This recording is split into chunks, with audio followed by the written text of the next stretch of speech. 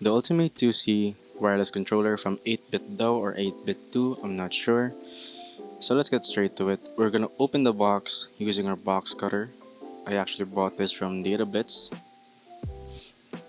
I wanna cut the seal because I don't wanna damage the actual box. I'm just kinda struggling a bit here. Okay, so we open it and you get this brown carton encasing the actual controller, and there's nothing left in the box, but it is a quite good looking box, I could say. So you have your Type C, 1 meter long, 8-bit though branded control Type C cable. I'm sorry. It does have the Type C branding and it's styled with a silver wire. Okay, so as you can see, it is only 1 meter.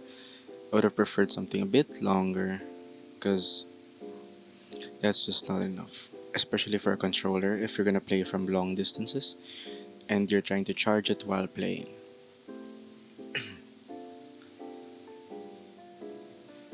So the controller is encased. I'm just gonna rip it open because there's not really a way to open this without doing so.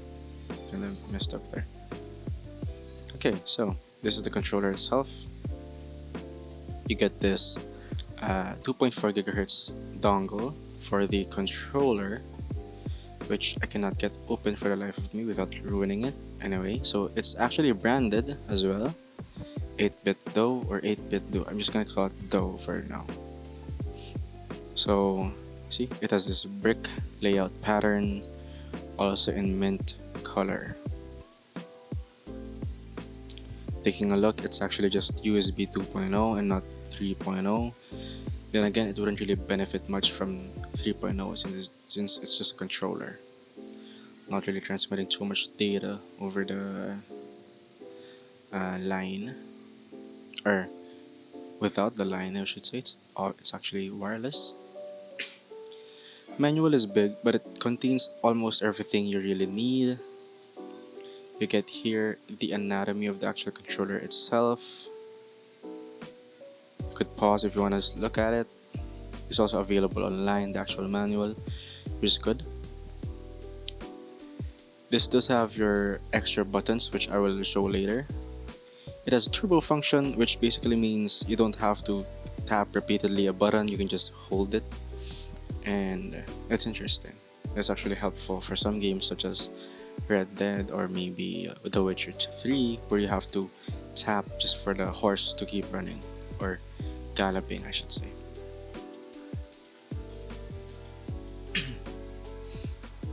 So let's take a look at the controller itself.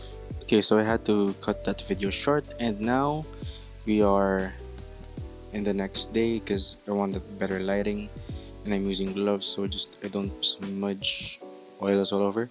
So I forgot to show that this is the 81 HD. It's shown on the box. It's actually 2.4 gigahertz, although the packaging says it has 500 milliamps of battery, which it definitely almost has, but it doesn't have 500. It has 480, which is on their website. I don't know why it's 500. Maybe it is 500. Maybe they changed it up a bit. But so again, I'm gonna show you the dongle. I have been using it for the past night, and it does work good. The latency is almost not there, right?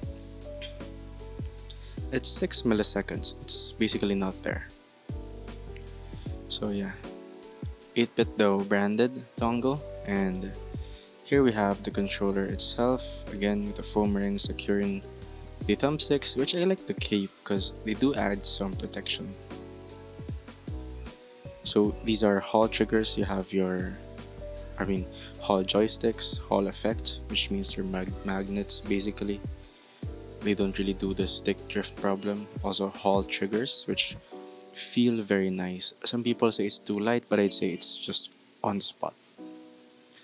There's your red LED indicator for your charging. That's your teal or mint cable. It's 1 meter long, and there you go. So it's 8-bit though. It's made in China, 500 milliamps, and you have your 2.4 gigahertz switch or your Bluetooth switch over here in the back, which you definitely will not automatically or mistakenly press or switch. Sorry. You saw your here is your key mapping button. Basically, you can map the extra buttons, the R4 or L4, that little nub there, to any key on the controller. So if I press A and the R4 and then press a key mapping button, basically every time I press R4, A gets pressed. Okay, so that's it. That's why it also lights up. See? And to turn it off, you just hold R4 and then you click the key mapping button again, and we're good. Here you have the star button, which is basically your turbo function. So I'm gonna hold B and then click on the turbo function. So as you can see, it's repeatedly pressing B with me just holding it.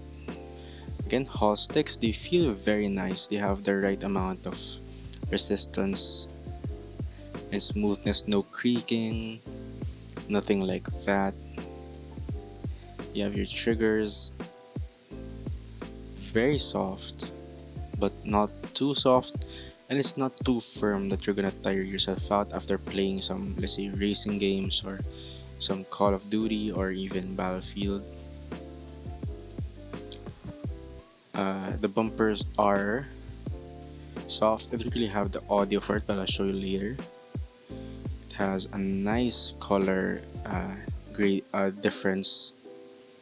So it is slightly straight and not angled like other controllers, as you can see. So when using the controller, you might have your hands or elbows in a closer position than usual.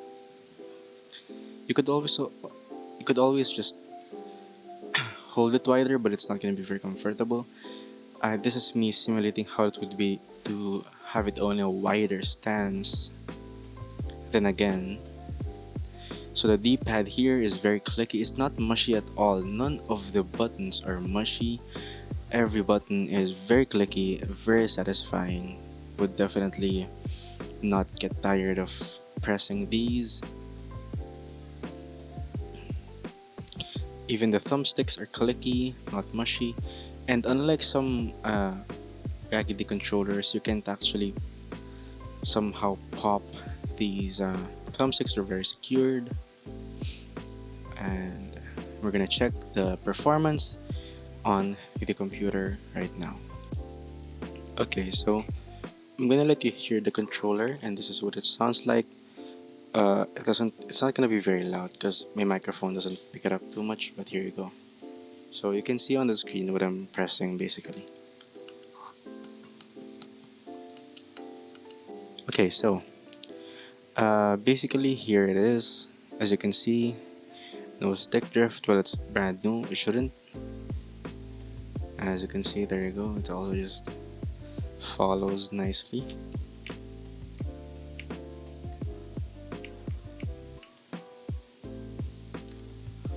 So as you can see, even the top right here, the Windows one. So yeah, it has very nice sensitivity. I'm not pressing too far, so it's the Z-axis or the right trigger is very accurate, very good for your racing games. Although a wheel and pedal would be better. This is enough. See, even the movement, it's very sensitive. It doesn't give it basically inputs how far you are actually going, which is good. So let's test the circularity here in the tester. So starting with the right one, spin them slowly. So we're getting average error of at least 6.7, 6.8, and to be honest, it's good. It's very good actually. Sure, it's not the same everywhere, but as you can see, the corners are very covered. The middle or this one, those ones, they're not that far. But to be honest, the circularity, it's good enough, right? It really does feel good, and this does actually feel like a controller you could use for hours on end. So yeah, this is a very great deal for a controller. And if you wish to buy this, I have the link down below. I bought this from Lazada. It's only uh, like 19 US dollars converted. It was 1095 pesos for the non Black Myth Wukong edition.